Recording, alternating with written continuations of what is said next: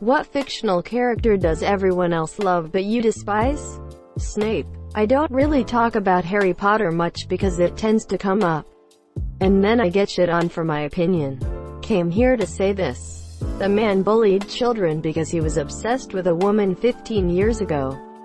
He also joined and rose through the ranks of the wizard Nazi, KKK equivalent. He also only turned against them because their leader targeted his unrequited crush. Not only did he seem to not have a problem with anything they were doing up until that point, I bet he was actively involved in a lot of it too. *edit. Someone else in this thread made a good related point. If Voldemort had decided to go after Neville rather than Harry, Snape would still be a Death Eater. *. Yeah, what he did was incredibly brave and important, but he was still a colossal cunt. Yeah, I don't care if he did some good stuff. He was still an asshole. Not fictional, but Joe Exotic. He's horrible, like almost every other person in that series.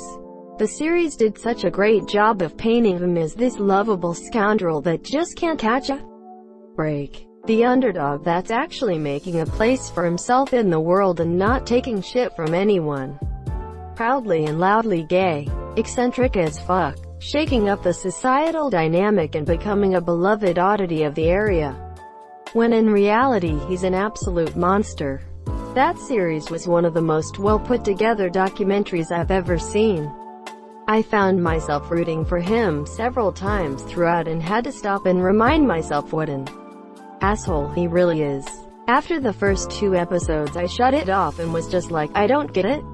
Like, this guy is total piece of shit. Why are people obsessed with him? And everyone I asked was he's so cool. Single quote. I still don't get it and still think he is a piece of shit. I fucking hate that documentary series. And the only reason is because I think people are watching it and taking the wrong things from it. It seems like people are just in it for the drama and to see just how crazy these wackos can get. And the show seems to be feeding that instead of what they should be feeding into. The ethics of tiger, big cat breeding and keeping them in the US. I'm not a vegan or animal rights activist or anything like that. But I do care a lot about wildlife conservation. The only person that I've seen do a good job on the animal welfare side on this was that bitch, Carol Baskins. But everyone hates her for allegedly killing her husband and feeding him to her tigers because that's what the show wanted to highlight. People should watch this series and be enraged at these people for what they're doing to both their employees and their wildlife, yet people seem to love them. My coworkers quote Joe Exotic all the time and I've seen people petition for his release from prison. Like, no. He deserves to have his wildlife park shut down and stay in prison. Rant. Sheldon. Other than the show just isn't funny. He bothers me the most out of that show. As far as I'm concerned, every character are unrelatable dickheads, but he takes the cake. My favorite description of that show that I ever read was someone calling it the autistic minstrel show. There's a reason the characters are incredibly grating. Killmonger from Black Panther. I get that he's compelling, or whatever, because he's a villain who thinks he's right and people can sympathize with. But man, was Andy Serkis' Clow so much more entertaining. He just had so much fun being a criminal. Between making it rain and asking for better music during the car chase. I would have loved to see Clow be saved for another film as for the part he was in. Andy Serkis smashed it, although I can't think of a role that he didn't smash it in. If they hadn't needed to make the schedule fit with Infinity War, it would have been better if the story in Black Panther had been divided into 2 movies. The first one with Clow, the second one with Killmonger. I didn't really get the hype of Killmonger. He was kinda boring. Killmonger logic. So your father got killed? Take it out on the murderer's son. That's the logic of basically everyone who lived before like 1950. Jerry from Tom and Jerry. When I was a kid, I loved him because he was a smug little wise ass I found funny. As I got older, I felt so bad for Monsieur. I feel bad for all the shit his owner and Jerry did to him when he just wanted to relax and be a cat. Come to think of it, I think most people feel the same way. They love Jerry as a kid but feel bad for Tom later on in life. There is a argument about Tom and Jerry versus Tweety and Sylvester. 'Cause Tweety is another pet in the house, so Sylvester is just goaded by him. But Jerry is a freeloading, disease-carrying intruder and Tom is just trying to do his job to eliminate the threat. Gina, Brooklyn 99. She's written and perceived as sassy and quick-witted, narcissistic but beloved by everyone despite the fact she does fuck all work at the precinct. But as far as I'm concerned, she's straight up rude and extremely selfish. And she should have been fired in season 2. Donald from The Apprentice, making him a main character these past few seasons was a mistake.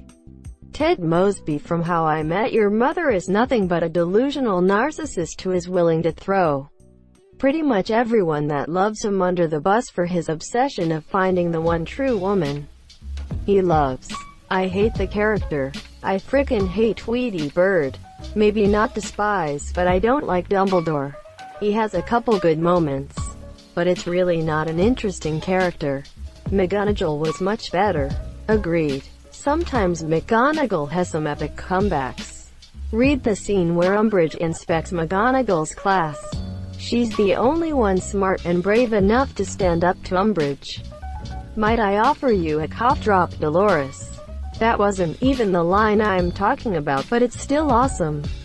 Archie from Riverdale, I hate him with all my being. Honestly, the writers of Riverdale are the true villains. I genuinely loved the first season of Riverdale. I thought it was great. Sometimes I wonder if the writers actually know what they're doing to their show. I mean, they've destroyed it. Tony Stark. I just don't find him at all funny or charming. He always struck me as more like what a teenage boy thinks other people would find funny and charming, and not a genuinely funny or charming person. Senior year of high school, my dumb-ass friend who wanted to be Tony Stark literally commissioned me to make him an Iron Man suit to be 3D printed and to be realistic with all the gadgets. He never paid me and I went really cheap as I wanted to go to design school, so I thought, hey, this would be an amazing portfolio piece. He told all our friends that suit was cancelled not cause it was impossible, but because I was charging too much. $200. I never even tried to collect money from him around then. Our friends believed him and I got kicked out of a group that was like family. Ben, if you're reading this, fuck you, you cunt. And tell Connor and Michael and Nathaniel to go fuck themselves too. I think he becomes more authentically charming as the series progresses and he matures. I could see pre-Ultron Tony getting on nerves. Not post-Ultron Tony. He clearly matures as the movies go on. People seem to really love Loki and Vikings. I've never understood why. I think it's because he's the only one that truly sticks with his convictions. Only once or twice does he doubt himself, and it's usually fleeting. Every other character bounces back and forth a little, but he stays constant. Is that a good thing? Not really. It leaves little room for character growth. But just thinking that's what the fascination or admiration could be for. It could be. I appreciate that insight. I'm only halfway through season 5. Quarantine binge. And I've been wondering when I'm supposed to come around to his character. He's felt so one-dimensional to me. The Athelstan thing doesn't help. People seem to really love Lagertha, and I know exactly why. She's a hot badass, as I assume how far that goes. Deadpool. I just think he's unfunny and annoying. I think he has potential, like anything. But it's hard to write him well for a lot of people because they resort to him being childish or an asshole, or both. To me, Deadpool is a little too low random cringe humor. Look at me being zany to actually be interesting. There's just not enough wit. He's not terrible, but he is super overrated. His popularity almost seems odd, since it seems like the type of humor that anyone on the internet has already seen infinite times, but which only stands out since it was less common in comics. Rainbow Fish. He made every other fish more visible to predators. I don't hate rainbow fish. I hate every single one of those cocksuckers who shamed him for being beautiful and instead of bothering to look inside themselves for what made them special, guilt-tripped someone into tearing off pieces of themselves just so they could feel special. 2. Fuck off, you fucking assholes. Hash rainbow fish was the victim. Sans. Well, I didn't think I'd get triggered by anyone's opinions in this thread, yet here we are. Nice choice. Fit the question perfectly. I see why people like him. But I just see his whole existence as an excuse to put more jokes into the game. Every member of the HIMYM cast except for Marshall, Ted and Barney were alright, but just plain annoying and unfunny. And the whole bro code segments gave me headaches. Props to Kobe Smulders, Robin's actor, for playing a character who had a stick-up her ass and daddy issues for 9 seasons. Lily ties with Rachel from Friends for most evil woman ever on a sitcom, monsieur. I think Lily is worse than Rachel. Lily manipulated the friend group, never seems to fully take responsibility, and has Marshall give up his dream job just so she can go to Italy. If anything, Lily and Ross are the two most evil. Even though Ross is a man, Rachel, while spoiled, at least made something of herself. And I don't remember her trying to manipulate the friends. It has been a while since I watched it though, so I may have forgotten some details. Really surprised that so many people loved Barney and Robin together when their marriage is both of them taking their unhealthy coping mechanisms to the extreme. Robin essentially marries her father. Him being a hugger doesn't cancel out all the glaring similarities. Barney marries a woman who in his mind is a bro. Someone who lets him have his cake and eat it too. This is highlighted when Ted tells him, Robin's not as cool as you think she is, and he gets pissed. Even goes for the "I got Robin not you" low blow to his supposed best friend who is trying to give him good advice. Harley Quinn is a no-go for me. Yeah, she's a weird one. I've seen writers try to make Harley Quinn everything from blatant eye candy to an actual hero to a feminist role model, but she never actually stops murdering people, so it all kind of falls flat. I guess you could say the same about Deadpool, but it's pretty rare for writers to take Deadpool as seriously. Too many people think Grandpa Joe from Willy Wonka and the Chocolate Factory is a decent person. I hate Hi Monsieur, he's a stupid asshole. CR Grandpa Joe hate.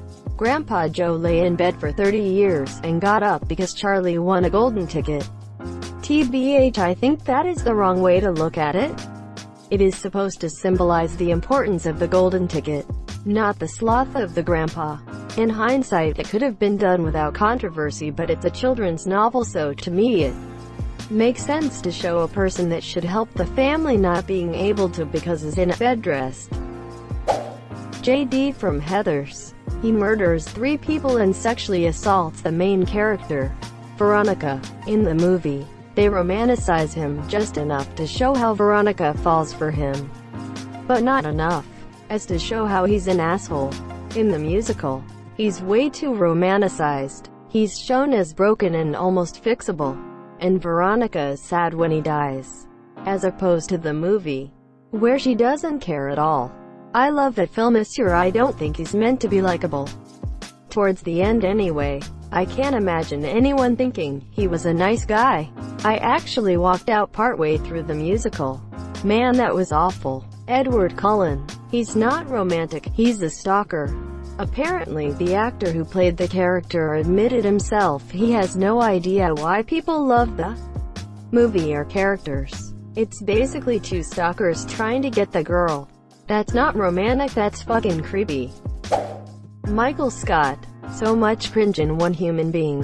For real, it was over 6 seasons of watching a grown-ass man behave like a jackass.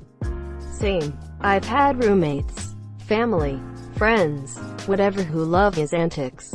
But honestly, it would be so frustrating to actually have to deal with Hi Monsieur.